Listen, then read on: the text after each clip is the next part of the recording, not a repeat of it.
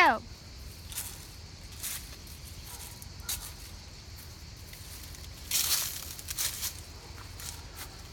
We're here in Roques-sur-Cèze in the south of France, where the Huguenots were strong. There were conflicts here. Many people think that the Reformation began in Germany when Luther nailed his 95 Theses on the door of the castle church on October 31st, 1517.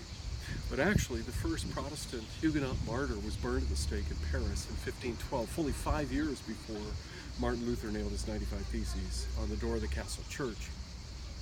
The gospel of grace was going forward with power, with the Spirit of God, moving in the hearts of people all over France, but particularly in the south. There were whole pockets of communities just north of where we are right now in Orange.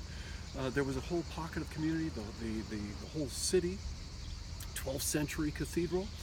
Everybody had been brought to a living faith in Christ, or virtually everybody in that city. The bishop left. There was nothing left for them to do. And so it was throughout many communities in the south of France. This community particularly here had a Huguenot engagement. The castle is in ruins now. Actually, it's not fully in ruins. John and Catherine, the owners, a few years ago when we were researching and writing Hammer of the Huguenots right here in this little 12th century village, invited us up, wined and dined us, let us go through every nook and cranny of the castle. You just really can't see it at the top of the hill. You can see 12th century chapel. We went through an underground passage to get to that 12th century chapel. It was a site of a siege during the Huguenot Wars of Religion. There were actually 7 Huguenot Wars of Religion.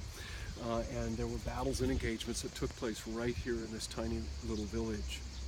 You'll notice the cypress trees behind me. The tall, slender, beautifully shaped evergreen trees.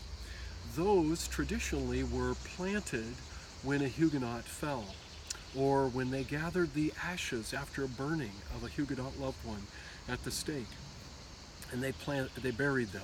They would plant a cypress tree over their loved one as a marker. So when you pass through Provence and the Côtes du Rhône region where we are right now, where there's the beautiful vineyards that we're standing in, you'll see cypress trees all over the place, and that's where they originally came from. They didn't put grave markers because those would often be desecrated by the imperial forces or by the Roman Catholic authorities. So they planted a cypress tree. Hence the beautiful cypress trees that grace the landscape throughout the south of France. Here, Roques-sur-Cèze reminds us that the gospel of grace went forward first here in France, and Germany followed. Martin Luther was standing on the shoulders of Jacques Lefebvre d'Étaples, the Wycliffe of France, who was translating the scriptures into the vernacular, into French from the Vulgate, when Martin Luther was in diapers.